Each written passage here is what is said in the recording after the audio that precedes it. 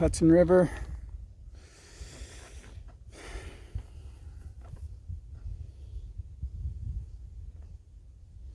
July 12th, 2022.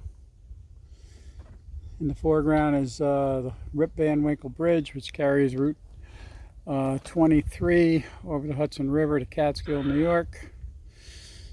Catskill, New York is right there.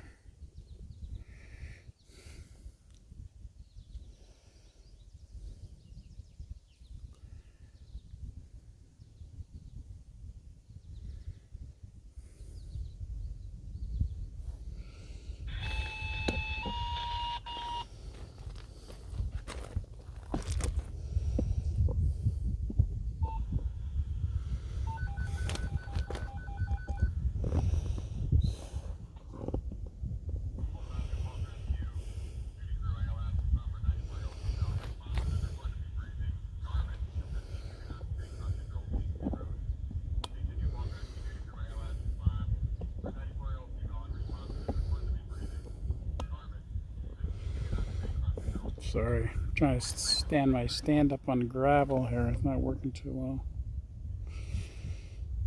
Plus there's a breeze coming off the river. It's almost 90 degrees here in Greendale, New York, part of Greenport.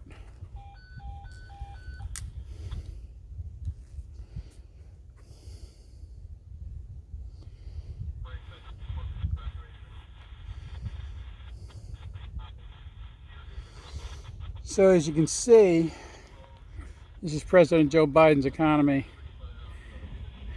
Gas wasn't $5 a gallon. This river would be full of jet skis, motorboats, and what do you see? On a hot day, nothing. They destroyed a marine economy, a pleasure boat economy. The only thing you see here is a sailboat under power. Under fossil fuel power.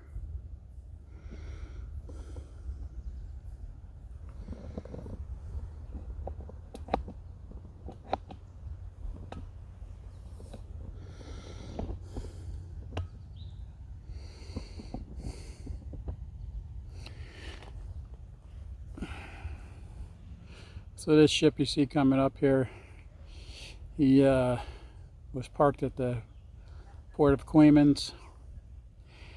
So a lot of these ships come out of Africa loaded with rock salt, because the rock salt in the United States isn't good enough that they have to bring it in by ships. Don't understand it, but and sometimes they go back with raw concrete, clinker. The only problem is that ship's sitting too high to have any real cargo in it.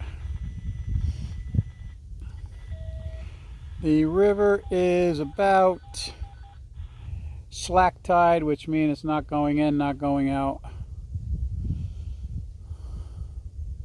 So it's at its highest point.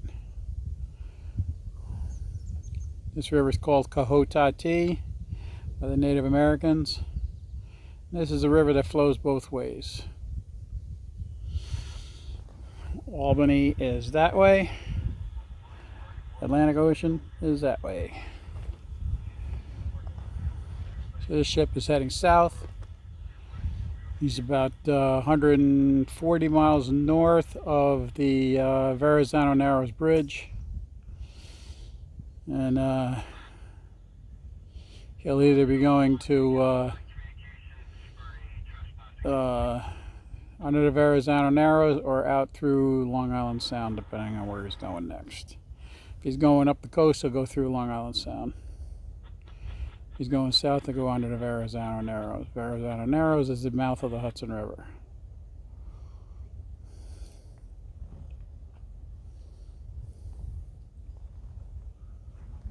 And it looks like we might be getting a train here too from Metro North, because we got a construction crew down here installing a new bridge, and they're all on the side. So we might get a twofer here. We got a sailboat, ocean going freighter, and possibly a Metro North.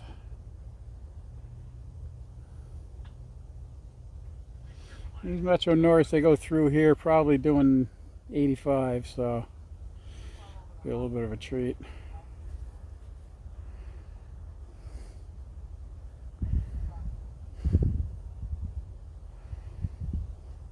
Yeah, he's got nothing on board. He's got his cargo hold doors open. Orion Ocean. So if you go online and look up Orion Ocean, you might be able to see it. It looks like they're, yeah, looks like they're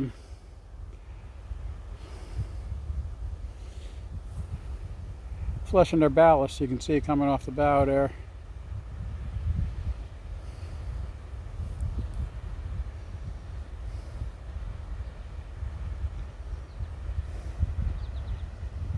Trying to signal him to give us a toot.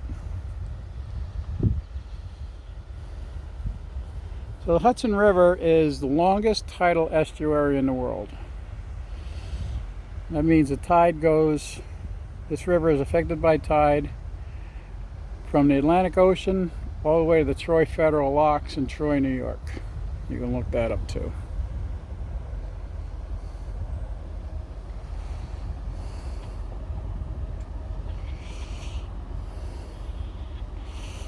They're not seeing me over here on the shore. He's probably busy watching that sailboat over there.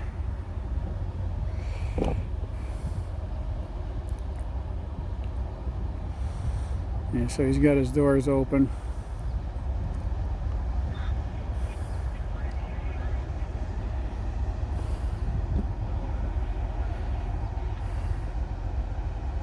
You can see a gangplank on the side.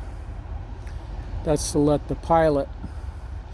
So although this ship travels all over the ocean, when this ship comes into the Hudson River, it has to have a licensed Coast Guard pilot. Or excuse me, I should say a pilot licensed by the Coast Guard and by the Federal Navigation Authority or Maritime Authority to guide this ship up the river.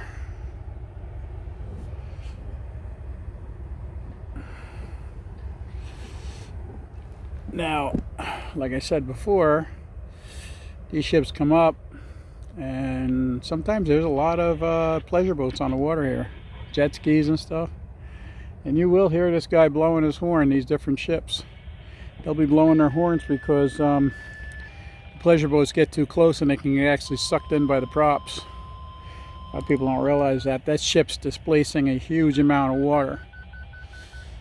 So displacing means if you put your hand in a bucket of water or in a tub and moved it across, the amount of volume your hand takes up in that water as you're pushing it along is the same as that ship. So there could be, well, if you look at the bow, that water line, that could be 20 feet above the water line right now and maybe another 14, so it could be 34 feet draft. That ship is 34 feet deep into the water, times the whole width and length. That's your displacement. So when these ships go by a narrow area with a shallow shoreline, I can't show it here because I can't cross these railroad tracks, otherwise I'd be trespassing. You would see the water get sucked away from the shore, and as the ship went by, then the water would come rushing back in. But I couldn't show you that here because there's railroad tracks and it's very narrow on the other side.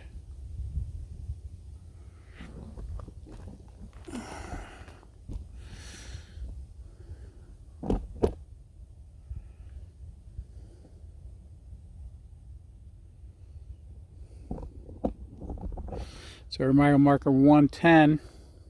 So actually we're 110 miles from the mouth of the Atlantic Ocean.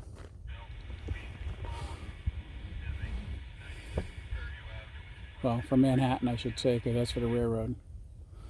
It's probably another 10 miles or so from Manhattan to the Verrazano Narrow. So 120, 130 miles to the Verrazano.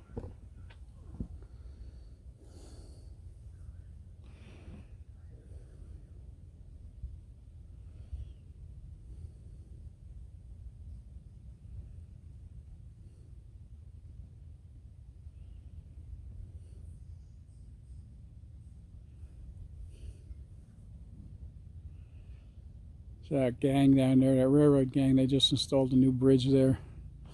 The bridge that used to be there was very, very low to the creek that feeds it. And when it would rain, the water would hit the bottom of the bridge and back up. And they were afraid that a good volume of water could wash the railroad bed away. So they installed a wider, higher bridge. So it looks like you can see all this gravel here. It looks like they raised the bed about 2 feet in that area.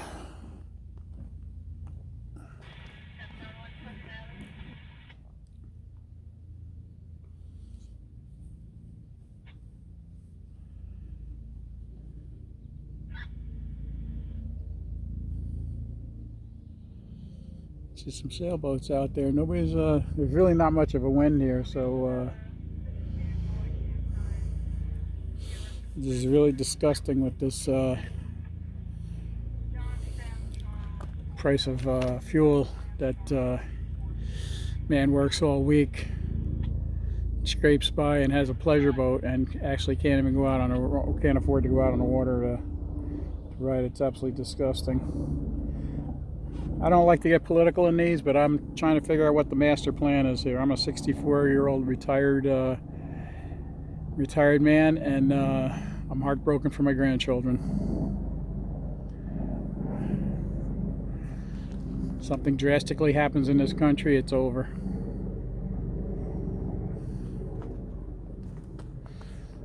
What we had in the 60s and 70s as kids is over. Freewheeling, good times. Nobody cared what gender you were.